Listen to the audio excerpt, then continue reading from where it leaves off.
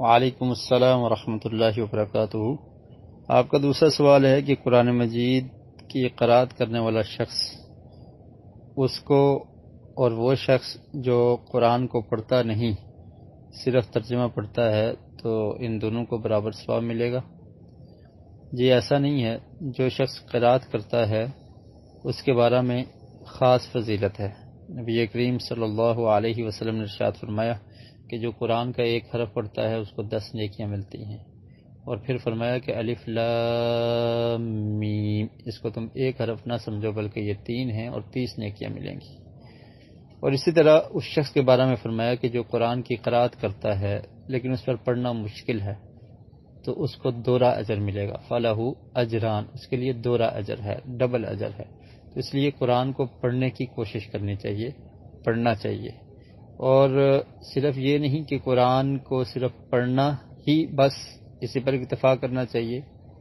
ہمارے معاشرے میں عموماً یہ ہے کہ بعض لوگ قرآن کے حافظ بھی ہیں لیکن انہیں قرآن کے ایک حرف کا ترجمہ نہیں آتا، اور اسی طرح افسوس کے ساتھ کہنا پڑتا ہے کہ ہم نے قرآن کو صرف چند جگہوں کے لیے یا چند مواقع کے لیے خاص کر لیا ہے۔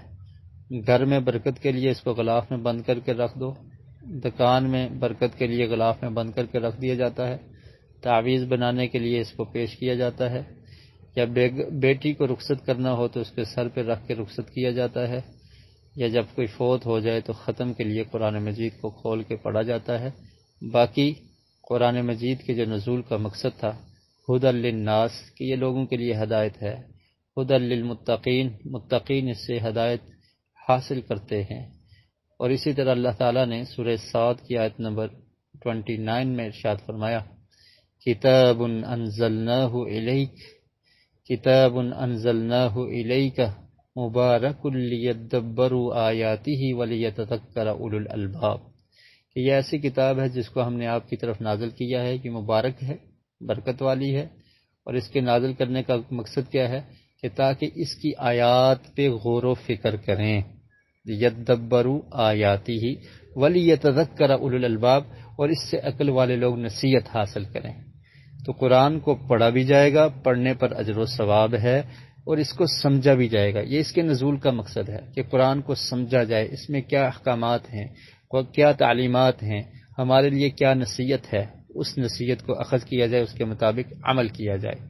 تو جو صرف ترجمہ پڑھتے ہیں، آپ یہ سمجھ لیجئے کہ قرآن کے ساتھ جس شخص کا بھی جیسا تعلق ہے وہ اجر و ثواب سے محروم نہیں ہے۔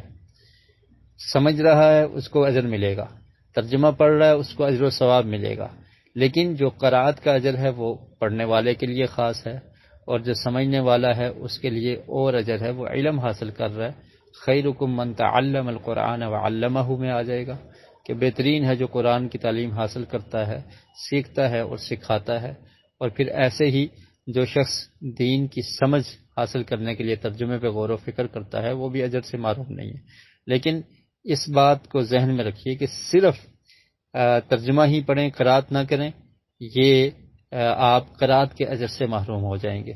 تو اس لیے قرأت بھی کرنی چاہیے، اگر نہیں پڑھنا آتا کسی سے پڑھ لیں، اور اگر پھر بھی زبان میں لکنت ہے یا بڑھاپے کی وجہ سے مشکل ہو رہا ہے پھر بھی کوشش کریں تو دوہرا اجر ملے گا۔ تو قرأت بھی کیجیے اور ترجمہ بھی پڑھیے۔